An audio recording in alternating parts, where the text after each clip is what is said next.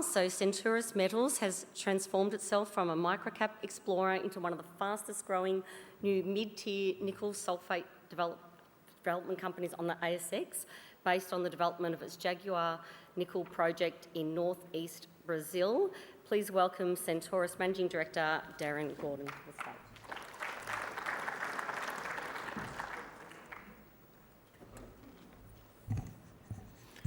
Hello everyone, great to be back here and really great to introduce the Jaguar nickel sulfide project, because I think the last time that we were standing here in this auditorium speaking about Centaurus, we didn't have this project. And hopefully through the course of today's presentation you really do get a sense for how aggressively we've been able to work up this project with a view to becoming the next significant green nickel project. So what we have with Jaguar is a project that now has a very large resource. It is growing, we're doing more drilling, we have 15 rigs on site. The project has a very low carbon footprint, which is becoming increasingly important from an investment perspective globally, and as institutions come onto the register, those things are going to become more and more paramount. We've been doing some work, and the scoping study we delivered last year looks at a 20,000 tonne per annum nickel sulfate project, and I'll talk to that in a little bit more detail. We've raised some cash, we're well funded to do the work we need to do with a project that really does have outstanding economics. Being in the mineral-rich region of the Carajás mineral province in northern Brazil offers up a number of advantages for development of this asset, and I'll hopefully show you that as we work through the map. So as I said, we've now grown this company very significantly over the last 3 years since we've been here. I think when we did this deal, we might have been a 25 million market cap company. Today we're sitting just under $500 million, with still plenty of room for this valuation to grow, even just based on relative comparisons. We've got a very tight register. A number of the names that are on the register you'll know. Some of you have seen Kerry Armanis floating around this conference. One of the first guys that came along to this conference knows a thing or two about nickel. He's sitting on our register just over a substantial position. So you can take a little bit of confidence out of that, and I'm sure Kerry is happy to talk to you about that. But overall, we have a very strong shareholder base, with the top 20 having 70% of the register. When you look at the nickel market, it's evolving dramatically. If you were producing nickel previously, that would have gone into the stainless steel sector. There is now this amazing EV sector that's rearing its head and growing at an enormous pace. You can see from the investment that's being made by a lot of the auto manufacturers, it's just going to grow and grow and grow over the next decade. We feel that nickel's always going to be part of that. You need nickel in these batteries to keep the storage to allow these cars and trucks and everything to go further and stay on the road longer. We picked up this project from Vale. They've done a deal with Tesla for Class 1 nickel. It'll be interesting to see how, I guess, our project feeds into that whole dynamic of what's going on in North America. But having a project in Brazil producing Class 1 nickel that can go directly into this battery space is putting us in an amazing position to be able to generate some significant returns for shareholders. From an emissions point of view, which is, as I said earlier, is becoming more and more important to the investment community, we've already done some work based on our scoping study, which shows that we'll have a very, very low emission footprint, with the ability to push that down towards net zero as we develop the project. As an exploration project right now, we're actually sequestering carbon, so we're minus, if you like, if you can put it in better terms, simply because we've got a lot of vegetation on our area that's not going to be on the project area, and we don't use a lot. The only thing that we use from an emissions perspective now is the fuel in our drill rigs. But as we go into the project, that 4.69 tonne of carbon per tonne of nickel is going to come down, and that's puts us in a very, very strong position relative to the rest of the nickel supply globally. Also doing a lot of work in the community. I think Dave touched upon it. Your social licence to operate is super critical these days. The community where we operate from is where most of our supply comes from. It's also the area where most of our people come from. So we've now got about 110 people in the organisation. Most of those are located in Tucumã, where the project is. We've engaged with about 400 odd suppliers in the state of Pará. In the local region, there's probably 350 of them, those based there. We're going through this phase now where we're starting to train up locals for the construction phase of this project, because we really do see that this project is going to go into development. We've just got to continue to do the work, but that training is an important step for the local region to upskill all of the locals to be ready to work when we need them to come into the project. So Brazil's got a favourable tax system.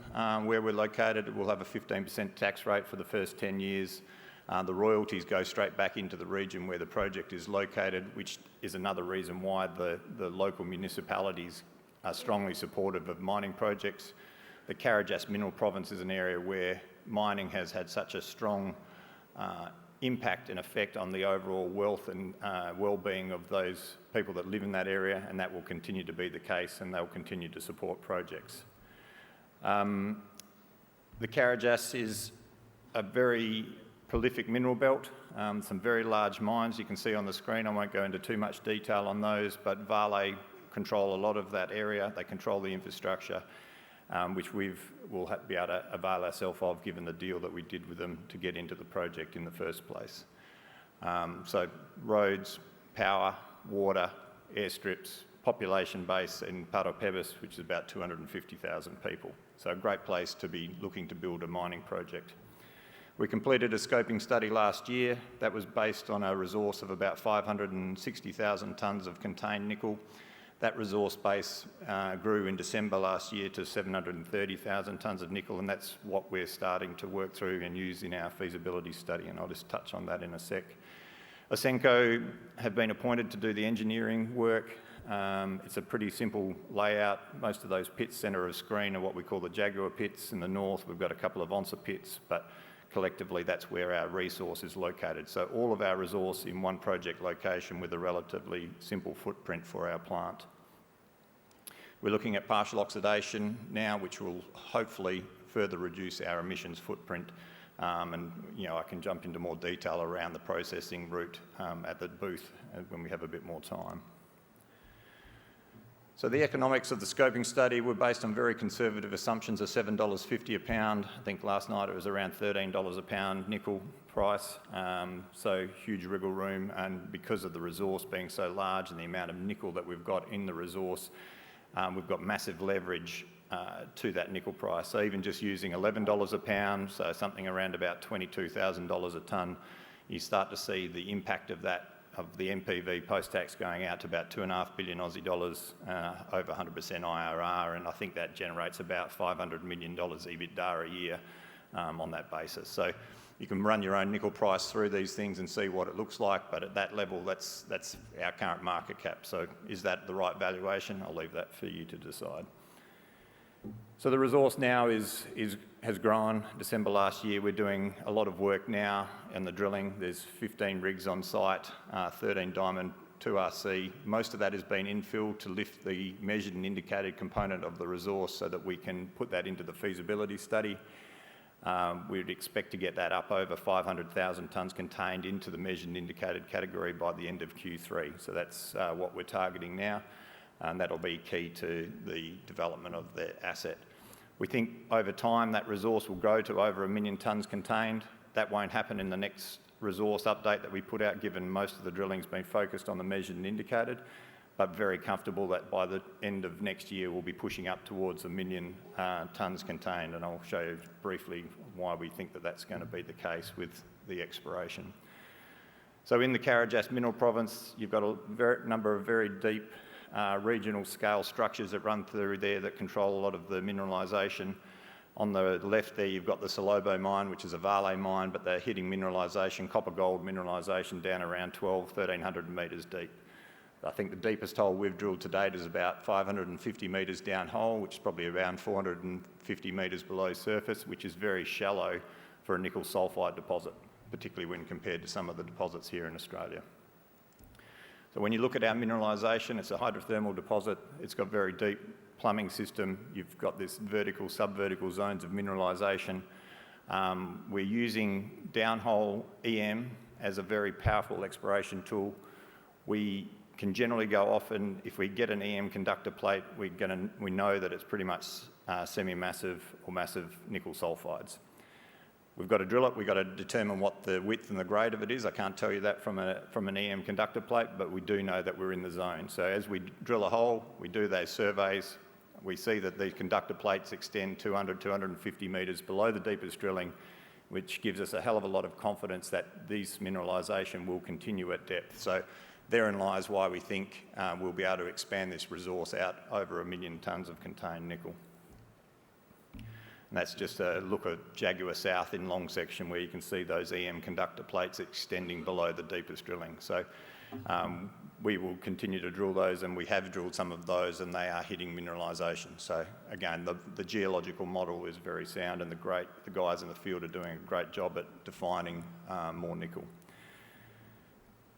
Regionally, there's some targets that we need to test. The RC rigs that we've had on site up until now have been focused on the sterilisation drilling around the plant site, doing the waste dumps, the tailing dam areas, the plant layout, making sure we've got no nickel in those locations where we've planned for those to be. But those RC rigs will now come back and tackle some of these regional prospects on the tenement, and those are sort of outlined in green. So hopefully we get some more activity coming out of that over time. So from a development perspective, we're well in the definitive feasibility study. There's metallurgical test work that's ongoing, pilot plant test work to produce the nickel sulfate, which is going to be a key part of what we're trying to do. We're working through the environmental approvals, which are still the time-determining factor for us to first production at the moment. Once we've got the resource update out at the end of Q3, we'll feed that into the feasibility study work, and us targeting the feasibility by the end of the year. It might slip into early next year, but we'll be pushing to get it done by the end of the year. Making a formal decision to mine sort of in the beginning of the second half of next year, and that's really dependent upon when we get the environmental approvals through, so that's still key to us. And I think if you looked at the overall key milestones coming out, it's going to be the resource upgrade that we've got, it's the offtake discussions that we've got going on in respect to the product, it's going to be the environmental approvals coming through, and then ultimately the definitive feasibility study. So pushing really to get production by the end of 2024, early 2025. So it's a pretty simple story. There's a lot more to it in respect of some of the detail, and I encourage you to come and talk to us at the booth so that we can go through that in a bit more detail. But we are very much a company that's focused on nickel in Brazil. We have a fantastic asset with a very large resource that's going to underpin a project that's got fantastic economics and will deliver a lot of shareholder value over a long period of time.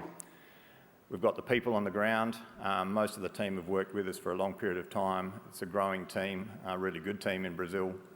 So just amazing the work that they've been able to do over the last couple of years to advance this project in such a way. And there's just massive, growth that can come from the resource base. So encourage you to take a look. We think that the value equation is very sound. We still feel like it's cheap. And I encourage you to come and have a chat about it. Thanks very much. Great. Thanks for that, Darren. That was a fantastic presentation. So yeah, definitely get over to the booth in the break and grab one of the flyers and